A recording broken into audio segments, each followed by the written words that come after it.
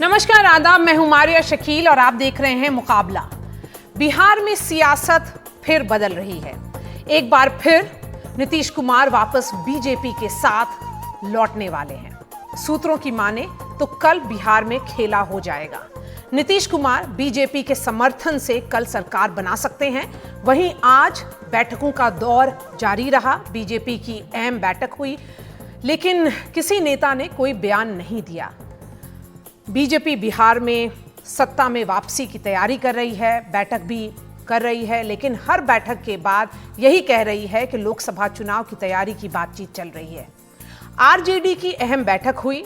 फिलहाल नीतीश कुमार के साथ सत्ता में साझेदार हैं, लेकिन कल रहेंगे ये मुश्किल दिख रहा है। आरजेडी की बैठक में लालू प्रसाद यादव को फैसला लेने की जिम्मेदारी दे दी गई है। तेजस्वी यादव ने बैठक के बाद ये कहा कि वो नीतीश कुमार का सम्मान करते हैं। नीतीश मौन है, हर बार की तरह इस बार भी नीतीश कुमार मौन है। इतना ज्यादा मौन है कि गणतंत्र दिवस समारोह में अपने deputy chief minister Tejashwi Yadav से बातचीत भी उन्होंने नहीं की। ऐसे में सवाल ये उठ रहा है, क्यों बिहार में नीतीश सबके लिए मजबूरी भी जरूरी भी। हमारे साथ जुड़ रहे हैं राशिद अल्वी, फॉर्मर एमपी हैं और कांग्रेस के नेता हैं। शहनवाज हुसैन भाजपा के नेता हैं। अमिताभ तिवारी पॉलिटिकल स्ट्रैटेजिस्ट हैं। कन्हैया बेलारी सीनियर जर्नलिस्ट हैं। खालिद अनवर एमएलसी हैं जेडीयू के। प्रोफेसर नवल किशोर हैं आरजेडी के। और नीरजा चौधरी सीनियर जर्नलिस्ट हैं। नीरजा जी, आपके पास सबसे पहले आऊंगी। नीतीश कुमार भाजपा की मजबूरी भी है और जरूरत भी है, ऐसा क्यों? हाथ में जो चीज है ऑप्शन, अगर वो आरजेडी के साथ जाते हैं तो उनके साथ सरकार बन जाती है, अगर भाजपा के साथ जाते हैं तो भाजपा के साथ सरकार बन जाती है। लेकिन नीतीश कुमार का इस्तीफा देना और कल भाजपा के समर्थन से सरकार बनना, ये बहुत अहम चीज है, क्योंकि इससे जी अमिताभ तिवारी जी, यही इस सवाल का जवाब आप दें, क्योंकि अभी तक ये दिख रहा था जब नीतीश कुमार ने आरजेडी के साथ सरकार बनाई तो अब जो ऑपोजिशन का रोल वो भाजपा अदा कर रही थी। अब ये फिर से बाइपोलर कॉन्टेस्ट हो जाएगा, भाजपा और जेडीयू एक तरफ और एक तरफ आरजेडी और कांग्रेस। देखिए क्या है कि 2024 के लिए भाजपा का एक मिशन 400 है और मिशन 50% वोट शेयर है। अब उसके लिए एक एक एमपी, अभी हमने देखा कि मुरली देवड़ा वहां से कांग्रेस छोड़ करके शिवसेना में शामिल हुए। एक एक सीट का खेल। पिछली बार एनडीए 39 आउट ऑफ 40 सीट जीती थी। अगर नीतीश कुमार महागठबंधन में रहते या इंडिया ब्लॉक में रहते तो एनडीए की टैली कम होनी ही थी। कई सर्वेस कह रहे थे कि 15-16 सीटें कम हो सकती, और 15-16 सीट जो है वो नीतीश कुमार ने पिछली बार वहां बिहार में जीता था। तो एक प्रैक्टिकल अप्रोच के तहत। लेकिन अमिताभ, जीता इसलिए था क्योंकि चुनाव प्राइम मिनिस्टर मोदी के नाम पे लड़ा जा रहा था। वो नीतीश कुमार की जीत नहीं थी, वो प्राइम मिनिस्टर मोदी के वोटर्स थे। ठीक है, लेकिन 2014 में जब तीनों दल अलग अलग लड़े थे तो बीजेपी को 31 सीट आई थी, और जैसे ही जेडीयू उनके साथ हो गई तो बीजेपी को 39 आउट ऑफ 40 आ गई। तो उनका एक रोल तो है। तो बीजेपी इसलिए उनको अपने पाले में लाने में उन्हें कोई दिक्कत नहीं है, क्योंकि 2024 और बयानों के हिसाब से भी देखें तो अमित शाह जी का भी एक बयान है कि 2024 अभी हमारे लिए फोकस है, 2025 की बात जो है हम बाद में देखेंगे। कहीं ना कहीं नीतीश कुमार को भी ये लगता है कि बीजेपी के साथ हाथ मिलाने में एक तो उनका 15-16 एमपी जो हैं वो जीत जाएंगे, उनका एक नेशनल स्टेचर बना रहेगा, और दूसरी बात बीजेपी के पास आज कोई भी लीडर नहीं है जो नीतीश कुमार को वहां चैलेंज कर सकता है। लेकिन उस गठबंधन में तेजस्वी यादव का कद लगातार बढ़ रहा है, इसलिए हो सकता है कि इस गठबंधन में उन्हें ऐसा लगे कि 2025 में भी नीतीश कुमार ही मजबूरी रहेंगे एनडीए के, और उस वक्त भी शायद इनका यहाँ पे जो चांस है वो सीएम बनने का। शहनवाज हुसैन को मैं देख सकती हूँ, राशिद अल्वी जी को भी, और प्रोफेसर नवल किशोर भी जुड़ गए हैं हमारे साथ। शहनवाज हुसैन, आपसे सवाल पूछूंगी। आप मंत्री भी रहे हैं नीतीश कुमार और भाजपा की सरकार में, कुछ महीने तक मंत्री थे और इसके बाद सरकार पलटी और आपको मंत्री पद से इस्तीफा भी देना पड़ा। भाजपा की क्या जरूरत है नीतीश कुमार की? आपको क्या मजबूरी है, ऐसी क्या जरूरत है कि नीतीश कुमार चाहिए ही चाहिए चुनाव से पहले?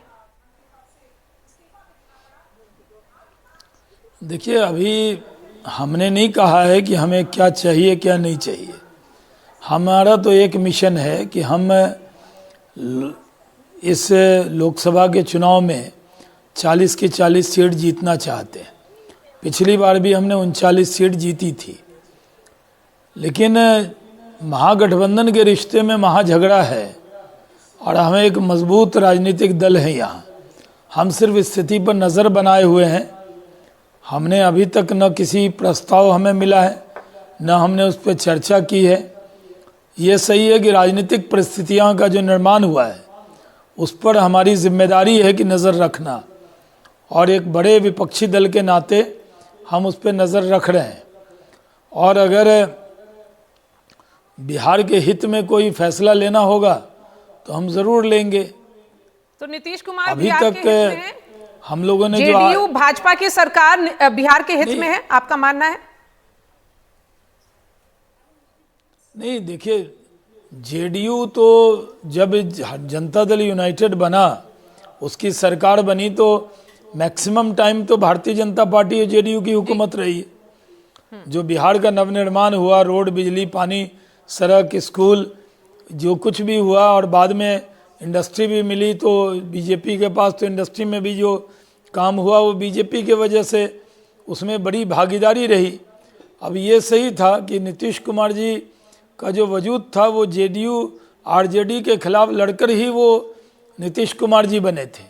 पिछली बार वो हमें छोड़कर गए, और जब गए थे उसमें हम लोग कोई वजह नहीं थे, हमारे रिश्ते भी सामान्य थे। और जब वो गए थे छोड़कर, तो आरजेडी ने उनको क्या ख्वाब दिखाया, ऐसा पेंट किया गया कि जैसे वो प्रधानमंत्री के उम्मीदवार बनने वाले हैं, एनडीए के संयोजक बनने वाले हैं। उन्होंने एक मीटिंग भी की थी, लेकिन कांग्रेस पार्टी अपने सहयोगियों का ध्यान नहीं रखती।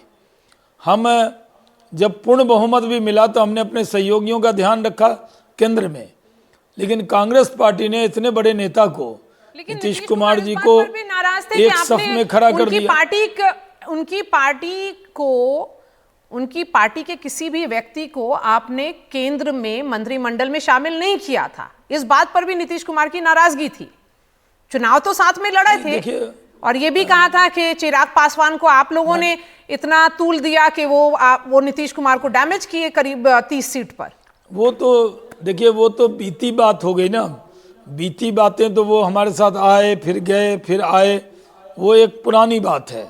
अभी हम अगर इतिहास पे चर्चा करेंगे तो घंटों लग जाएगा उसमें। हम तो अभी वर्तमान में ये कह रहे हैं कि जो राजनीतिक परिस्थितियों का निर्माण हुआ है उस पर बीजेपी की बारीक नज़र है। हमने आज बैठक की है, लेकिन वो बैठक लोकसभा चुनाव के लिए की है, और अगर महागठबंधन के बीच में कुछ दरार आती है या उनके रास्ते अलग होते हैं, तब हम एक मजबूत विपक्षी दल के नाते अपना एक निर्णय लेंगे उसमें। ठीक, अभी हमारे यहाँ से कोई निर्णय नहीं हुआ है। कोई निर्णय नहीं हुआ है। राशिद अल्वी जी, आप लोगों ने नीतीश कुमार पे भरोसा क्यों किया? 2020 का जो मैंडेट था वो भाजपा जेडीयू का था।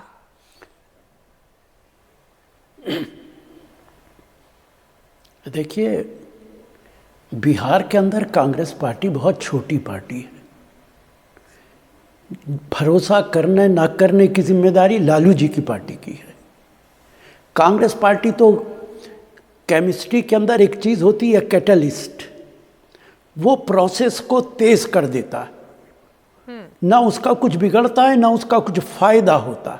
तो कांग्रेस तो बिहार के अंदर कैटलिस्ट की भूमिका में थी कि बीजेपी के खिलाफ अगर कोई सरकार बन रही है तो हम उसके साथ खड़े हैं। हमारा रोल इतना ही बिहार के अंदर है। लेकिन आज जो कुछ भी हो रहा है, मैं ना नीतीश जी को कुछ कहूँगा ना बीजेपी को कुछ कहूँगा, सिर्फ इतना कहूँगा कि जब विचार कमज़ोर हो जाता है और सत्ता बड़ी हो जाती है तो फिर वो बिहार की राजनीति बन जाती है। जो कुछ बिहार में हो रहा है उसमें किसका फ़ायदा किसका नुकसान ये अलहदा चीज़ है। लेकिन आप यकीन मानिए, बिहार की इस राजनीति से देश के लोग नेताओं पर भरोसा करना छोड़ देंगे। नहीं, नेता उस पर तो कितने ही सवाल आप वादे लोग क्यों पर ना भी करें, उठेगा, लोगों को प्रोफेसर यकीन नवल नहीं किशोर होता। आप पर भी उठेगा। लालू जी बार बार भरोसा क्यों कर रहे हैं नीतीश कुमार पर? उनको नहीं करना चाहिए, क्योंकि जो 20 साल की उनकी सत्ता रही है उसमें ज्यादातर वक्त तो उन्होंने भाजपा के साथ सरकार चलाई है। देखिए मारिया जी, जब अगस्त 2022 में नीतीश कुमार जी ने भाजपा का साथ छोड़ा तो उन्होंने दो महत्वपूर्ण बातें कही थी। पहली बात उन्होंने ये कही थी कि जो भारतीय जनता पार्टी है वो अपने छोटे दलों बस को मियां, मेरा समाप्त हो करना गया। चाहती है, समाप्त करना चाहती है। एक पहली बात। दूसरी बात उन्होंने कहा कि जो भाजपा केंद्र सरकार में है, 2014 में जो लोग आए थे 2024 में रहेंगे कि नहीं उसका हम मुहिम शुरू करेंगे। राष्ट्रीय जनता दल लगातार जब से राष्ट्रीय जनता दल है तब से भाजपा का विरोध करती रहती है और मानती है कि भाजपा किसी भी जगह पे, चाहे राज्य हो या सरकार, चाहे सरकार केंद्र सरकार में हो, कहीं भी वह सरकार में जन सरोकार के मुद्दों को ध्यान नहीं रखती है और उसके खिलाफ में काम करती है। हम लोग नहीं, वो साथ तो आए ठीक है। और नवल किशोर जी, लेकिन आप कंसिस्टेंट जरूर होंगे, ये हम मानते हैं। आरजेडी की राजनीति जो है कंसिस्टेंट रही है, आप लोगों का भाजपा का विरोध करना आपका कंसिस्टेंटली दिखा है, लेकिन नीतीश कुमार पे भरोसा क्यों कर रहे हैं? एक बार भी नहीं, एक बार नहीं, 2 बार धोखा खाए हैं और तीसरी बार हो रहा है ये। नहीं, नीतीश कुमार जी पर भरोसा ही नहीं, हम लोग उनका सम्मान भी करते हैं। 5 दशक का उनका राजनीतिक अनुभव रहा है, समाजवादी विचारधारा के वो पुरोधा रहे हैं, इसमें कहां दो राय है। साथ तो आ ही सकते हैं। देखिए उनसे विरोध जो है वो वैचारिक, चूंकि वो भाजपा के साथ गए, जब भी विरोध हुआ उसके आधार पे हुआ। जो जहां से वो चले थे और लगातार बहुत दिनों तक साथ में चले थे, उसमें तो लालू जी और नीतीश जी साथ में ही थे। वो कोई जानी दुश्मन लेकिन वाला जब विरोध थोड़ी सत्ता था। में जब से आए, जब से सरकार बनी है बिहार में उनकी, वो लॉन्गेस्ट सर्विंग चीफ मिनिस्टर रहे हैं भाजपा के, बिहार के, और उसमें सत्ता में तो 17 साल उन्होंने भाजपा के साथ बनाया है। आप लोग तो बस एक एडिशन थे, टेम्पररी। नहीं 2015 की बात की जाए या 2020 में आप वो फिर भाजपा के साथ उनको मैंडेट मिला, 2022 में आपके साथ थे, लेकिन फिर भी 1.5 साल का बस वक्त था, 1.5 साल से भी कम का वक्त था। नहीं 1.5 साल से कम के वक्त का मतलब से ज्यादा है कि 1.5 साल में हम दोनों ने मिलकर बिहार के लिए कितना काम किया वो महत्वपूर्ण है। वो चाहे नौकरी का देखिए, रोजगार का देखिए, जातीय जनगणना और आबादी के हिसाब से हिस्सेदारी का बात देखिए, तो ये तमाम तरह के कार्य जो किए हैं दोनों ने मिलकर, ये तो समाजवादी 2 दलों ने मिलकर काम किया है ना। कहाँ ये काम भारतीय जनता पार्टी की 17-18 साल जो भी साल आप गिन रहे हैं उसमें भारतीय जनता पार्टी कहाँ 10 साल नौकरी दे पाई? जो 20 महीना सरकार में रही 2020 से 2022 तक 19 लाख रोजगार की बात करके आए थे, 19 रोजगार भी दे पाए क्या? ये तो जो रोजगार, नौकरी और जो जातीय गणना के हिसाब से जो काम हुए हैं उससे बेचैन है भारतीय जनता पार्टी और उसको लगता है कि इस मुहिम को खत्म करना चाहिए। नीतीश कुमार क्यों नहीं इसका क्रेडिट ले पा रहे हैं? अगर ये पूरा क्रेडिट तो तेजस्वी को जाएगा, क्योंकि उन्होंने चुनाव लड़ा था 2020 का कि पहले अगर सरकार बनती है तो पहली कैबिनेट में नौकरी देंगे। उसका सवाल का जवाब मैं आगे कन्हैया बिलारी जी से पूछूंगी। कन्हैया बिलारी जी, क्या हो रहा है बिहार में? और कहते हैं ना, एथिक्स, पॉलिटिकल मोरालिटी, इम्प्रोप्राइटी, प्रोप्राइटी, ये सब कुछ बिहार के पॉलिटिक्स में एप्लीकेबल नहीं है। सब चीज चलता है वहां, हर जगह चलता है, बिहारी में थोड़ी चलता है। क्या होता है एथिक्स, लेकिन इस क्या तरह होता से है बार बार कैसे पलटा जा रहा है? कहीं कोई और राज्य की बात कर लीजिए, नहीं, जो इतना एथिक्स की स्मूथ आपने बात ट्रांजिशन हो कही, जाता है, चीफ मिनिस्टर वही रहते हैं, उनके अलाइज बदल रहे हैं बार बार। हो सकता है कि नीतीश कुमार इतना बार पलटा पलटी कर रहे हैं, उनको भारत रत्न चाहिए होगा, इतना कर दें कि हमको भी आने वाले दिनों में भारत रत्न मिल जाए। हो सकता है इज्जत जाए इज्जत जाए, चली जाए, लेकिन कुर्सी न जाए। कुर्सी के लिए, सियासी राजनीति में कुर्सी की लड़ाई होती है, कुर्सी के लिए लड़ाई होती है, उसके लिए सारे कर्म कुकर्म सुकर्म जो भी करना होता है वही नीतीश कुमार कर रहे हैं। अब नीतीश कुमार अपने जो उनकी शाख थी, जो उनका इमेज था, सारा समाप्त हो गया है। उससे उनको लेना देना भी नहीं है। अब ये जो करते आ रहे हैं, इस बार जो उन्होंने किया है, इसका मतलब है कि पॉलिटिकली करप्ट आदमी है, इकोनॉमिकली भले करप्ट न हो, ईमानदार आदमी हो। इस तरह से थोड़े कोई करता है। ये भी पता नहीं चल रहा है किसी को भी कि आखिर क्या कारण हुआ। बीजेपी के तो पता चल रहा है कि भाई बीजेपी चाहती थी कि हम रिपीट करें 2019 का जो हमारा परफॉर्मेंस है, वो समझ में आता है। या फिर सत्ता मिल रही है, बीजेपी चाहती है कि बिहार में हम मजबूत हो जाएं, हालांकि जो शहनवाज हुसैन जी बता रहे थे कि हम अपने हमारे साथ जो सहयोगी होते हैं उनको हम लोग बड़ा ध्यान रखते हैं। आपको याद होगा कि नीतीश कुमार जी ने 2020 के चुनाव के बाद क्या कहा था कि हमको तो पता नहीं चला कि इस चुनाव में कौन मेरा दोस्त है और कौन मेरा दुश्मन है। षड्यंत्र के तहत मुझे छील करके कमजोर कर दिया गया। तो अब इतना षड्यंत्र कमजोर कौन कर, रच रहा है? अब उस समय तो वो भाजपा के लोग उन्हीं के अपने तो उतना नहीं बोलते थे अपने प्रवक्ताओं से कि भाजपा, यहाँ भाजपा जो है जानबूझ करके चिराग पासवान को खड़ा करके हमको कमजोर कर दिया। इसीलिए आपने देखा होगा, पढ़ा होगा, सुना होगा कि वो भूपेंद्र यादव से मिलना तक बंद कर दिए थे जो यहाँ के प्रभारी थे। नहीं नहीं मिलेंगे इनसे, तो भागे भागे फिर वहां से धर्मेंद्र प्रधान आए, उनसे वो मिले।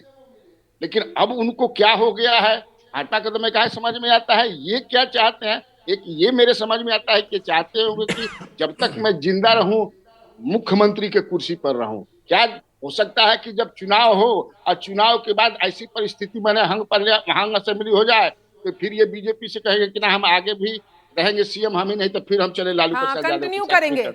हाँ, जिस हाँ। तरह से उन्होंने लालू जी को बोला था कि 2025 से पहले हम हैंडओवर कर देंगे पूरी सत्ता बिहार की तेजस्वी को, उसी तरह से वो अपने बात पर पलट भी सकते हैं। नीतीश अरे कुमार पे कई क्या बार भरोसा किया जाए? एक बार खालिद नहीं, अनवर जी 10 बार कहे हैं कि यही हमारा तेजस्वी ही हमारा उत्तराधिकारी हाँ, है। बहुत अरे बार कहे, तुम्ही- एकदम सही बोला। तुम ही ना हो जी हमारा पदाधिकारी। अरे करोगे ना जी हमारा उत्तराधिकारी, कैसे बोलते थे कौन नहीं जानता है। अब क्या हो गया समझ में नहीं आ रहा है। इसका मतलब यही है कि ये हमेशा ये कुर्सी कुमार का जो तगमा उनको मिला है, पलटू राम का जो तगमा उसको बरकरार रखना चाहते हैं, आगे भी रखेंगे। तो ये जो उनको टैगलाइन मिला है या ऑनर मिला है खालिद अनवर जी, ये पलटू राम का अच्छा ऑनर नहीं है। बहुत ही इज्जत से उनकी नाम ली जा रही थी और देखिए अभी क्या हो गया। बस नीतीश कुमार को यही माना जाएगा, वो चीफ मिनिस्टर कंटिन्यू किए, कभी अरे भाजपा इनको के माना साथ जाता थे, है कभी कि आरजेडी के साथ थे। उनकी कुछ आइडियोलॉजी ही नहीं है। प्राइम मिनिस्टर के फेस माना जाता था, अब किसके फेस? हाँ। देखिए हाँ। मारिया जी बिलारी जी बहुत नाराज हैं, गुस्से में हैं। ठीक है, गुस्सा होना चाहिए, लेकिन नीतीश कुमार जी जो चीफ मिनिस्टर हैं या बिहार को लीड कर रहे हैं वो किसी बुनियाद पे कर रहे हैं, और पॉलिटिकल करप्ट कहना और ये सब कहना मेरे ख्याल से सही नहीं है। नीतीश कुमार जी अगर राष्ट्रीय जनता दल या महागठबंधन में गए या अभी हैं तो उसकी बुनियाद थी कि वो चाहते थे कि देश के 130 करोड़ लोगों को भारतीय जनता पार्टी की नीतियों से मुक्ति दिलाएं, इसी के लिए वो गए और उन्होंने बहुत कोशिश की। आपने देखा कि विपक्षी एकता के लिए वो खुद चल करके बाहर निकले, सभी जगह गए और नहीं सभी जगह गए। भाजपा में अब शामिल हो रहे हैं। नहीं, मुक्ति नहीं मिली। हुआ ये कि नीतीश कुमार को कांग्रेस पार्टी ने आइसोलेट करने की कोशिश की और कांग्रेस पार्टी ने ऐसा बिहेव करना शुरू किया जैसे हम उनकी पार्टी के एक सेल हों। आपके अंदर रफ्तार नहीं, 8 महीने गुजर गए, कोई काम करने को तैयार नहीं है, और हमारा जो विज़न है, हमारे नेता का जो विज़न है, उस विज़न पे बात करने को तैयार नहीं है। यहाँ जो बिहार का जो विकास है वो रुक रहा है। तो बहुत सारी चीज़ें ऐसी हैं। आप ये नहीं कह सकती कि नीतीश कुमार का कोई पर्सनल एजेंडा होगा या उनके परिवार का एजेंडा होगा, परिवार में किसी को आगे बढ़ाना चाहते होंगे या कोई सबसे पहले 2013 जून में जब प्राइम मिनिस्टर मोदी को कैंपेन कमेटी चेयरमैन अनाउंस किया गया बीजेपी के नेशनल एग्जीक्यूटिव में गोवा में, तो एक हफ्ते के बाद नीतीश कुमार एनडीए को छोड़े थे। उस वक्त उन्होंने बोला था संदेशा आया अमीर का लेकिन हो ना सका सौदा जमीर का, और कितने बार उसके बाद जमीर का सौदा किए हैं और साफ साफ दिख रहा है। मैं नीरजा चौधरी के पास आऊंगी, लेकिन उससे पहले ग्राउंड जीरो पे जाऊंगी क्योंकि रणवीर हमारे साथ जुड़ रहे हैं। तो रणवीर, ये माना जाए कि आज नीतीश कुमार रिजाइन नहीं करेंगे और जो भी पॉलिटिकल मूवमेंट होगा वो कल होगा। ठीक है, तब इसी को दिखा देंगे। रणवीर, अगर आप सुन सकते हैं तो। नीरजा जी इसी बात पर कि जमीर का सौदा कितनी बार करेंगे नीतीश कुमार? देखिए, एक चीज बहुत स्पष्ट रूप से सामने आ रही है। नीतीश कुमार पलटा पलटी कई बार कर चुके हैं, पर कल अगर वो दोबारा रिजाइन करके चीफ मिनिस्टर बनते हैं भाजपा के समर्थन के साथ, तो एक चीज स्पष्ट रूप से सामने आ रही है कि भाजपा 2024 में पावर में आ रही है और मजबूत तरीके से आ रही है। दूसरा क्या है कि अगर जेडीयू जाता है, अलग हो जाता है, भाजपा की तरफ जाता है, तो आरजेडी पे बहुत प्रेशर होने वाला है, जो कि शाहनवाज जी ने कहा 39 सीटें जीती थी, अब 40 हम करना चाहते हैं। तो बिहार और महाराष्ट्र की 48, बिहार की 40, दो जो सेकंड और थर्ड स्टेट्स हैं यूपी के बाद जी नंबर के मामले में, उस पे पैनी नजर है आज बीजेपी की, उस पे वो कंसंट्रेट करने वाले हैं। और एक और चीज क्लियर हो गई है, जैसे मैंने शुरू में कहा कि इंडिया अलायंस एक हाउस ऑफ कार्ड की तरह था, उसमें से नीतीश कुमार एक पत्ता है उसका, उसको खींच लिया तो पूरा अलायंस ढह जाएगा, और जो मैसेज जाएगा वो है कोलैप्स का।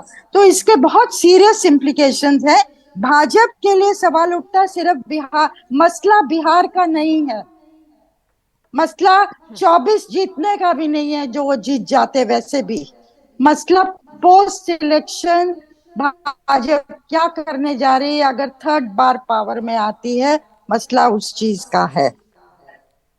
जी बिल्कुल सही कहा आपने, क्योंकि बिहार ये की भी सरकार मैसेजिंग नीतीश कुमार जी अमिताभ तिवारी और हम हमेशा इस बात पे चर्चा कर रहे हैं कि ये जो नंबर्स है वो प्रधानमंत्री अपने ही रिकॉर्ड तोड़ने की तैयारी कर रहे हैं, और भाजपा कोई भी इशू, कोई भी स्टेट में कोई भी चीज फॉर ग्रांटेड नहीं लेना चाहती, इसीलिए इस तरह का मूव हो रहा है चुनाव से पहले। क्या और भी एनडीए में सहयोगी जुड़ेंगे, उसी पर सवाल करेंगे एक छोटे से ब्रेक के बाद। बट पहले मैं ग्राउंड जीरो पटना पे जाऊंगी, रणवीर हमारे साथ जुड़ रहे हैं। रणवीर, तो ये मान लिया जाए कि जो भी होगा फेरबदल वो कल होगा? निश्चित कल होगा। नीतीश कुमार संभवतः कल इस्तीफा देंगे, क्योंकि 10 बजे सुबह जेडीयू की बैठक है। और इस बीच में आपको एक तस्वीर दिखाता हूं जो पटना के राजनीतिक माहौल का एक गवाही दे रही है। ये जीतन राम मांझी के घर के बाहर लगा हुआ पोस्टर है। बिहार में बाहर है, बिन मांझी सब बेकार है। अभी थोड़ी देर पहले जब जीतन राम मांझी की पार्टी के 4 विधायक यहाँ बैठक करने पहुंचे थे, और उसके बाद ये पोस्टर लगाया गया है। कॉन्फिडेंस इस बात का है कि कल एक नई सरकार बनेगी, नया गठबंधन बिहार की सत्ता में आएगा, और उसके बाद जीतन राम मांझी को भी बड़ा पद मिलेगा। तो तैयारियां हो चुकी हैं, लगभग स्क्रिप्ट लिखी जा चुकी है। कयास थे इस बात के कि मुख्यमंत्री आज इस्तीफा दे दे, लेकिन जब संडे सुबह 10 बजे की मीटिंग तय हो गई, इस मीटिंग के तय होने के बाद अब ये माना जा रहा है कि कल सुबह 9 बजे भारतीय जनता पार्टी की एक और बैठक होगी बीजेपी दफ्तर में, 10 बजे जेडीयू की बैठक होगी सीएम आवास में। उसके बाद हो सकता है कि जो नया एनडीए है, जिसमें जेडीयू भी एक पार्टी होगी, हम भी है, बीजेपी तो खैर है ही है, तो ये तीनों पार्टियों की भी बैठक हो सकती है। हालांकि ऑफिशियली अभी किसी ने नहीं बताया। और उसके बाद नीतीश कुमार इस्तीफा दे करके अपनी सरकार बनाने का दावा पेश कर सकते हैं राज्यपाल के सामने। और जैसे ही दावा पेश होगा, चूँकि नंबर 122 चाहिए और इनके पास कुल 127 एमएलएज फिलहाल दिखाई दे रहे हैं, ऐसे में नंबर गेम में बीजेपी लेड जो एनडीए अलायंस होगा, जिसमें जेडीयू नया पार्टनर होगा, वो आसानी से सरकार बनाता दिखेगा। तो ऐसे में एक नई सरकार बिहार में, नए मुख्यमंत्री का चेहरा नया नहीं होगा, वही होगा, लेकिन जो सरकार होगी उसमें पार्टीज अलग होंगी। और इसी वजह से जीतन राम मांझी के जो समर्थक हैं, उन्होंने एक इस तरह का पोस्टर लगा करके संकेत दे दिए हैं कि रविवार का दिन बिहार के लिए कितना बड़ा होने वाला है। और कल इस वक्त तक बिहार में फेर बदल पूरा हो चुका होगा। नीतीश कुमार चीफ मिनिस्टर के तौर पर कंटिन्यू करेंगे, लेकिन जो उनका अलायंस पार्टनर है, पहले आरजेडी, अभी तक आरजेडी है,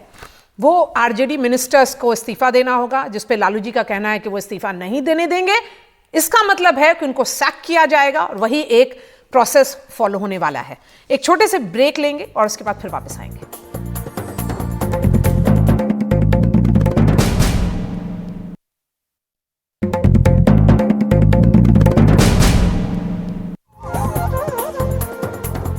ब्रेक के बाद आपका स्वागत है। हमारा सवाल है, क्यों बिहार में नीतीश सबके लिए मजबूरी भी जरूरी भी?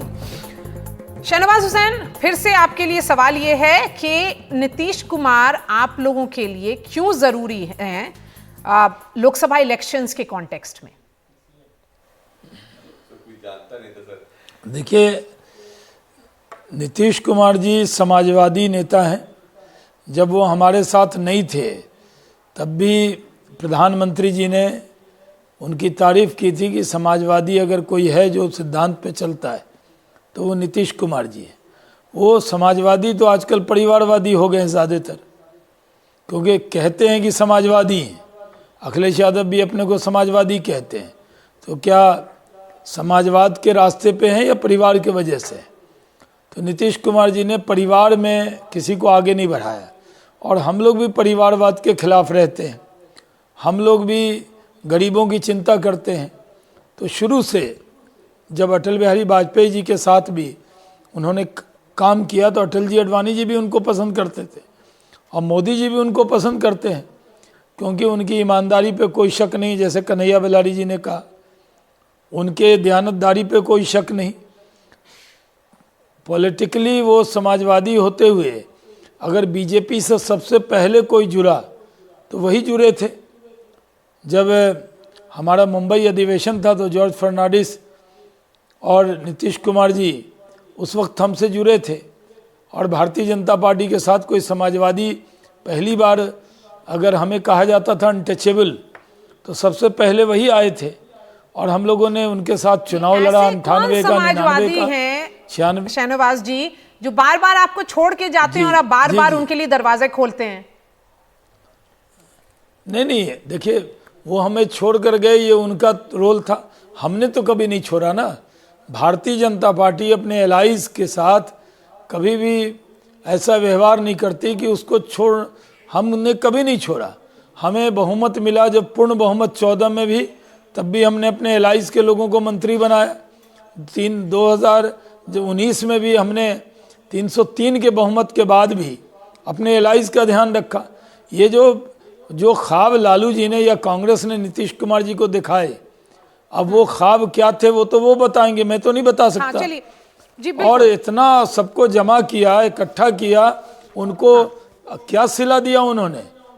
25-26 नेता में लाइन में कहीं खड़ा कर देते थे, उनको जो सम्मान इज्जत चाहिए वो नहीं दिया, और उनका दिल टूटा। और वहाँ से अब सुन रहे हैं कि वो आरजेडी और महागठबंधन से अलग होने वाले हैं। तो ये हमने अपने तरफ से न कोई ऑफर किया, न उन्होंने हमसे कहा है। प्रोफेसर नवल किशोर, आपने सम्मान क्यों नहीं दिया नीतीश कुमार को? वो कन्वीनर बनना चाहते थे, बना सकते थे। लालू जी और सोनिया गांधी के अच्छे पॉलिटिकल इक्वेशंस हैं, वो कन्विंस कर सकते थे सोनिया गांधी को, खड़गे साहब को।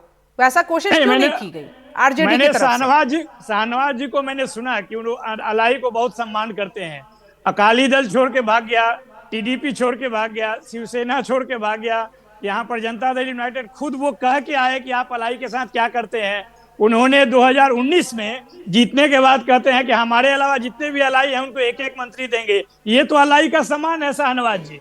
बहुत बहुत अच्छा लगता है आपके मुंह से ये सुनना कि अलाई का सम्मान करते हैं। दूसरी बात ये है कि देखिए, इंडिया गठबंधन की, अभी मैम को भी मैं सुन रहा था, इंडिया गठबंधन में जितने भी दल हैं उनको, जिनको ये तथाकथित परिवारवादी पार्टी कहते हैं, ये बात सही बात ये है कि संघ परिवार के बगैर भारतीय जनता पार्टी कुछ नहीं है, और कम से कम 100 परिवारवादियों को रखे हुए हैं, और अभी भी इनके साथ जो सहयोगी हैं लोजपा, उनका किस परिभाषा में रहते हैं बता दें।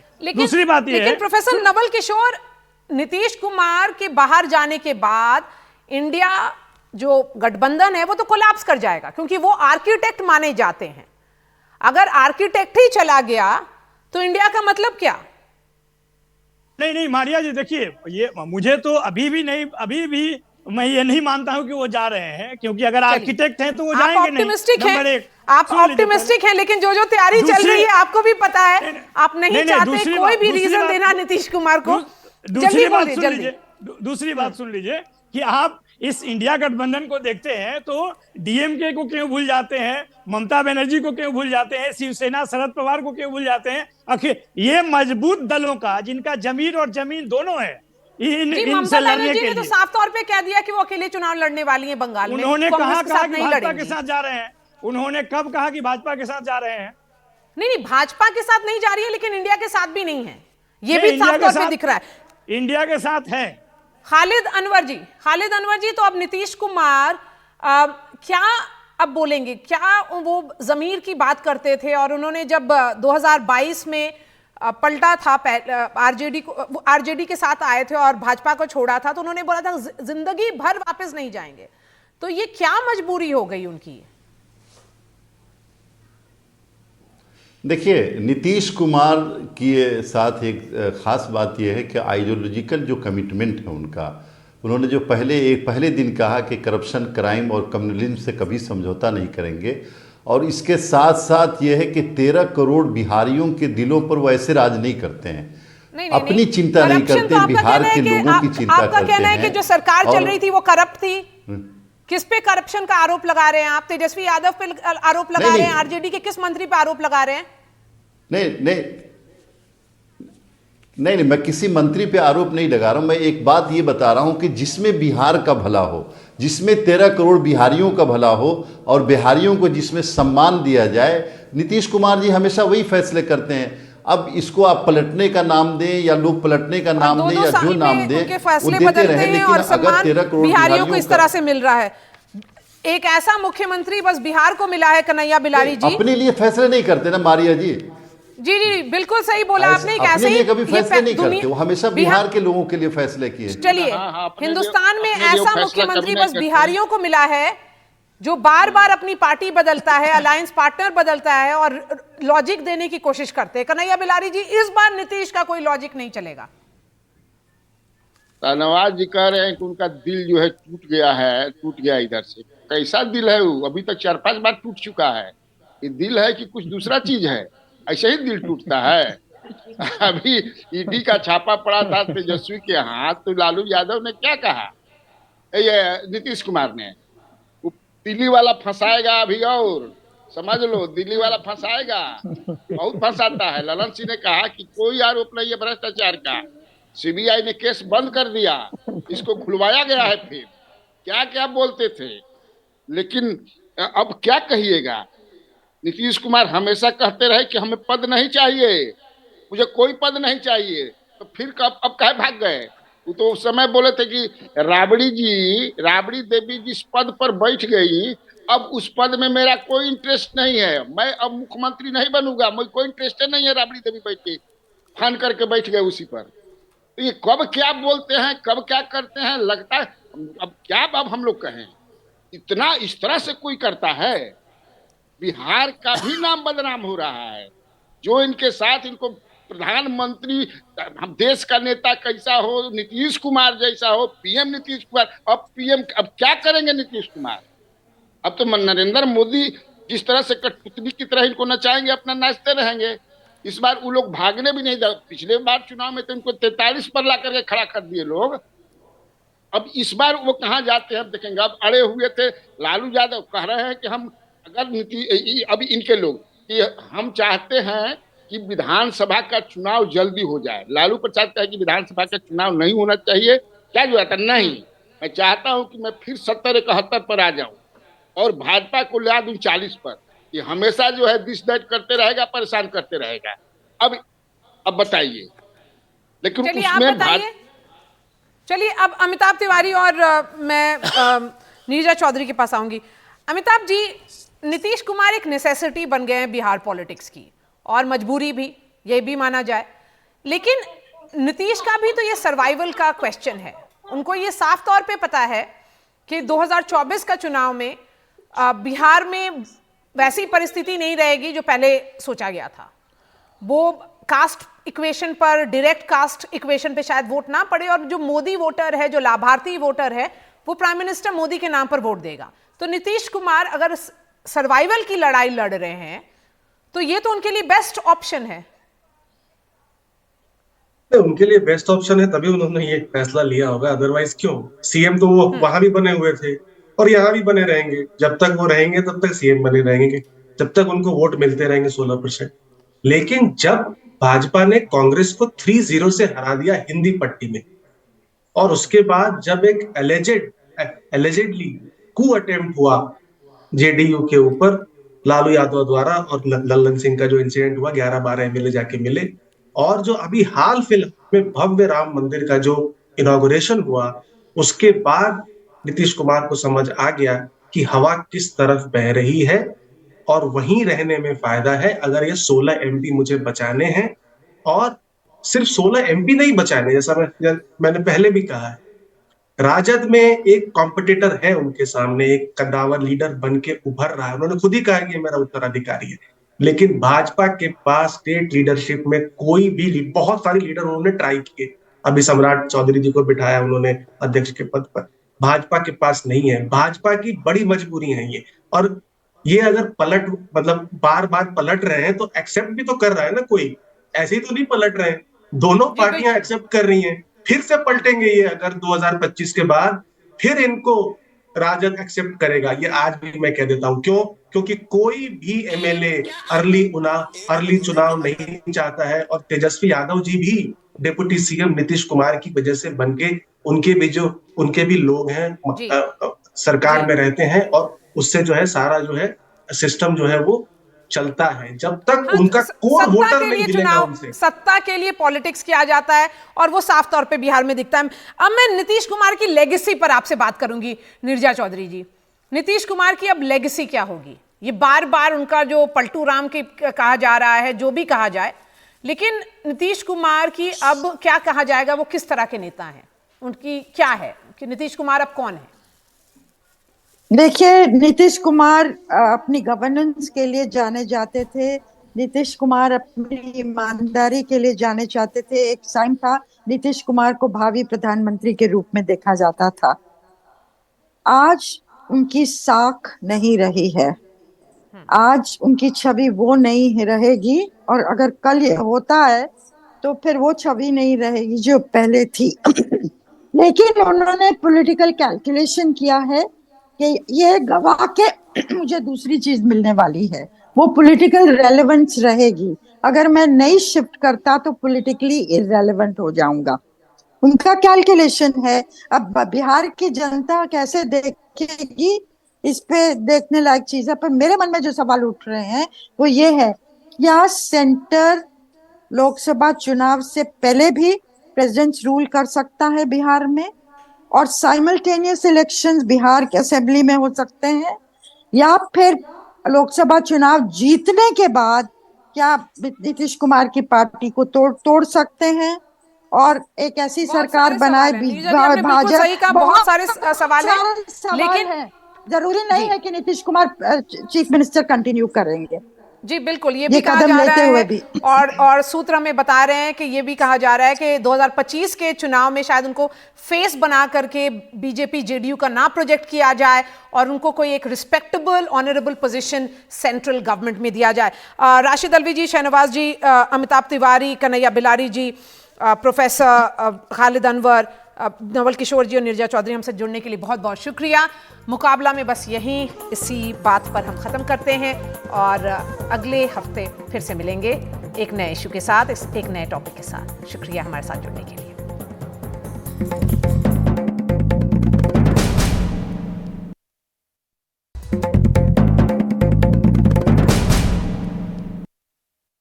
आज जो कुछ भी हो रहा है, मैं ना नीतीश जी को कुछ कहूँगा ना बीजेपी को कुछ कहूँगा, सिर्फ इतना कहूँगा कि जब विचार कमज़ोर हो जाता है और सत्ता बड़ी हो जाती है तो फिर वो बिहार की राजनीति बन जाती है।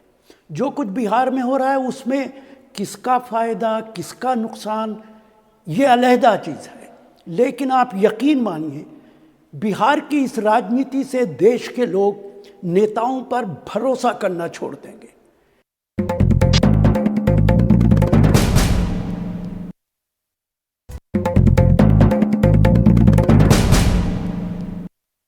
इंडिया अलायंस एक हाउस ऑफ कार्ड की तरह था, उसमें से नीतीश कुमार एक पत्ता है उसका, उसको खींच लिया तो पूरा अलायंस रह जाएगा और जो मैसेज जाएगा वो है कोलैप्स का। तो इसके बहुत सीरियस इम्प्लीकेशंस है।